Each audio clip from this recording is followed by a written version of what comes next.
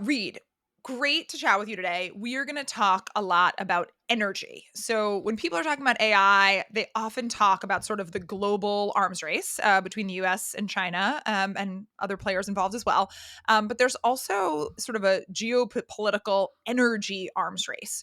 So, recently, a report from Anthropic, they highlighted that, but they're relying on China to source their solar and their battery tech. Like it seems like China is just light years ahead of the US when it actually comes to energy. So my question for you is like in this energy arms race, how is the US keeping up? And do you think that this energy availability is going to be sort of a new access in this geopolitical fight? Well, the very quick answer is the U.S. is doing a lousy job of keeping up.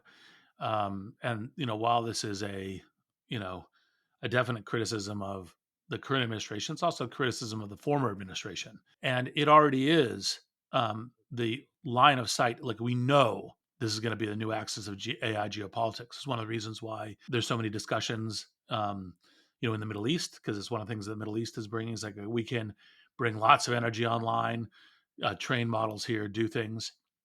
It's one of the things that I'm hopeful for is, the kind of thing that if, um, the current administration was, kind of keeping its premise of being more business and AI forward, it would be driving on, versus, for example, sending Marines to Los Angeles, choice of things, or trying to destroy American science in kind of universities. But I'm hopeful that they'll get. But one of the problems with the general um, kind of cause friction with Canada is my backup plan had always been go cut a deal with the Canadians because they have tons of hydro, clean energy, also oil, and say, here's our business development deal that we can do with you.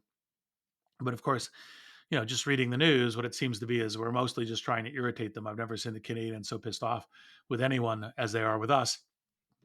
And that's, of course, because, treating them with disrespect and engaging in tariff wars is not a good way to, keep friendships.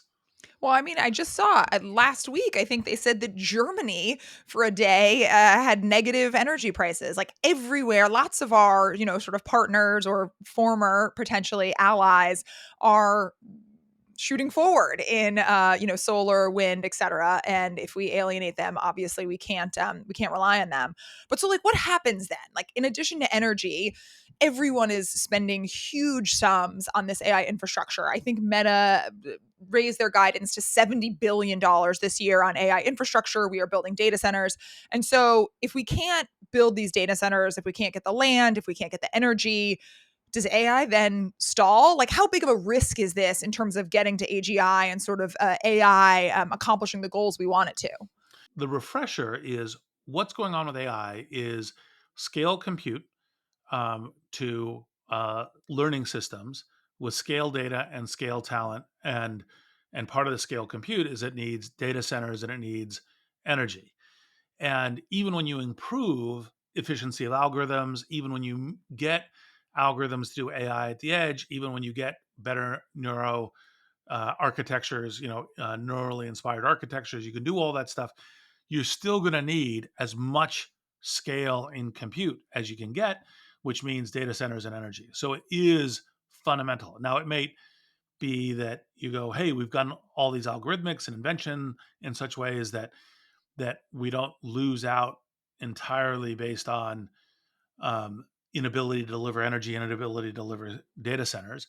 And one of the I think you know treasures we have as a country is that we like many of the most significant investing hyperscalers, including Meta, but also obviously Google, Microsoft, OpenAI, and others are all like massively driving this on a private ecosystem basis, but of course are running into a whole set of the traditional.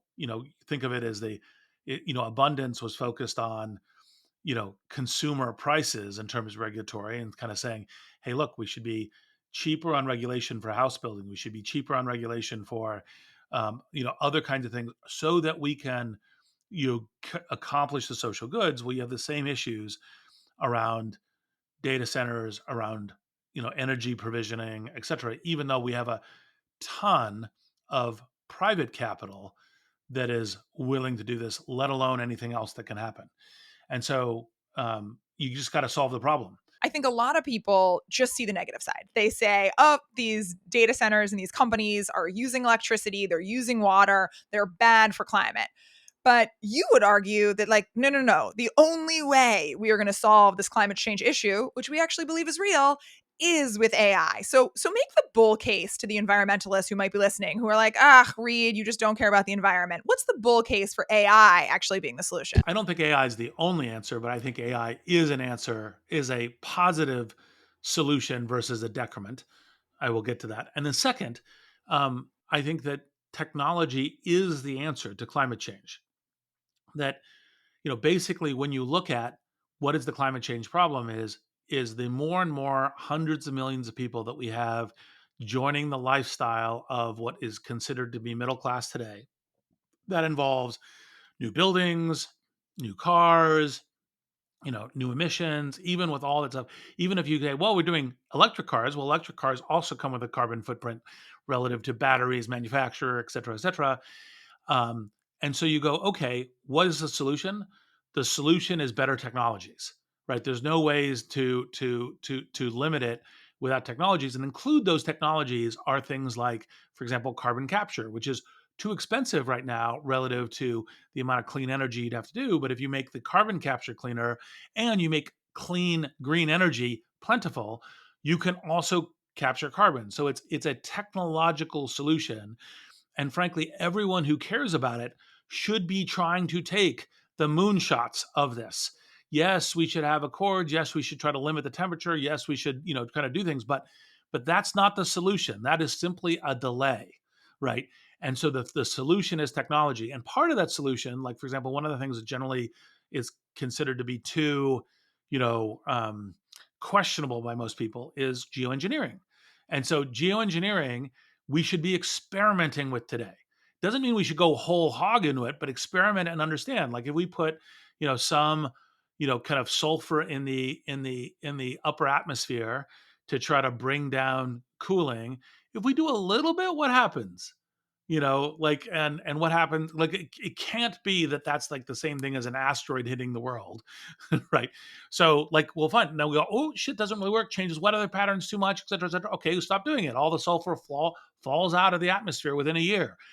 Do these experiments. And so I think climate change, solving climate change, is fundamentally about technology, and we should be doing technology, technology, technology. Now, number two, you get to AI, and it's an easy criticism that a lot of people saying, "Oh, look, it's got an exponential energy demand curve."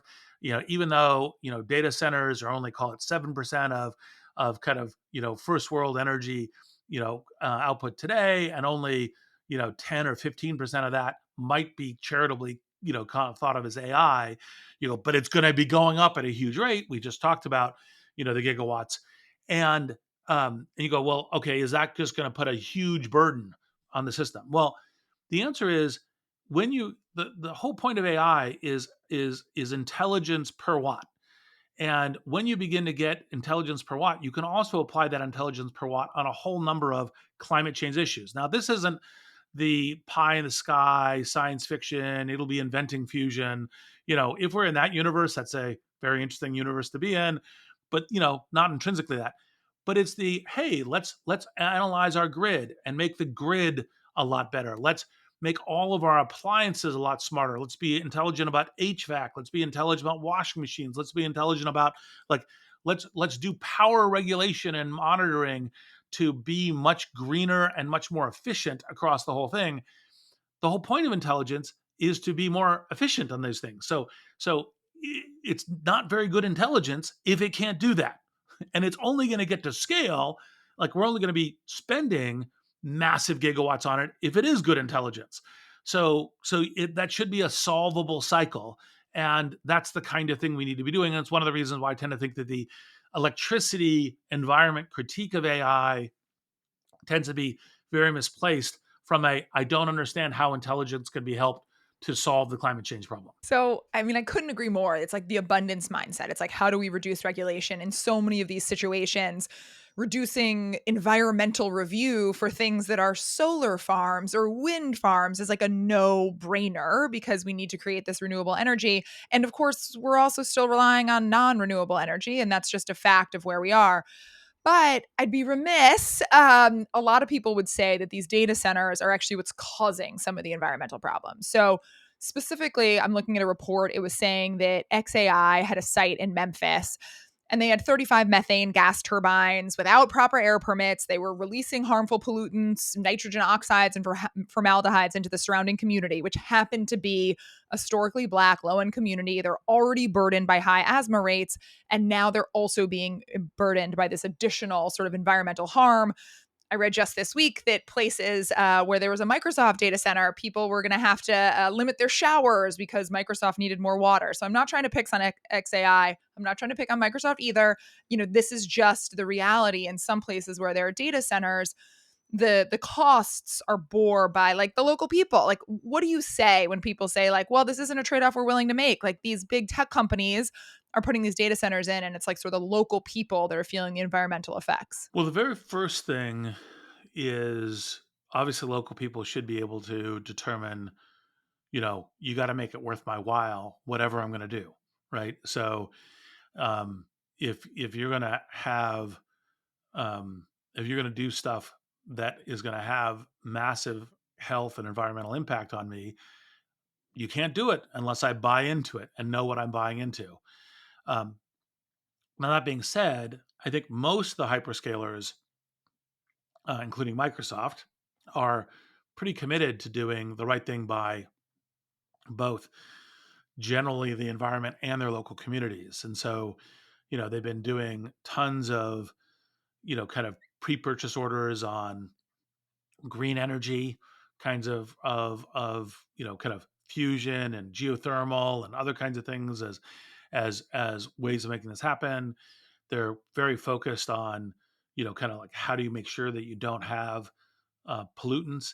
They're also very focused on how do you hire people from the local community, park these in places where communities get an economic boost from these. Now, you know, I am happy to pick on XAI because I don't think they care about any of this stuff, unlike, the other hyperscalers.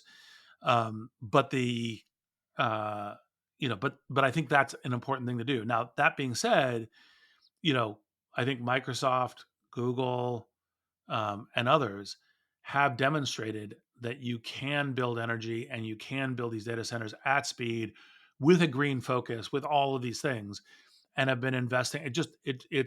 It's some more intelligence and some more work in order to do that. Those solutions are there. Capitalism and invention does solve this. Most often, it's one of the things that I find most frustrating in talking to a lot of the climate change people is like, look, I think fundamentally, much more than kind of legal permitting. I think what you want is invention and technology and Mhm. geoengineering for what kind of stuff you need to do, and that's what we should be focused on getting. And the regulatory should be incenting that Mhm. versus trying to be overly predictive to the whole thing. Reid, thank you so much. Really appreciate it. Always a pleasure. Possible is produced by Wonder Media Network. It's hosted by Aria Finger and me, Reid Hoffman.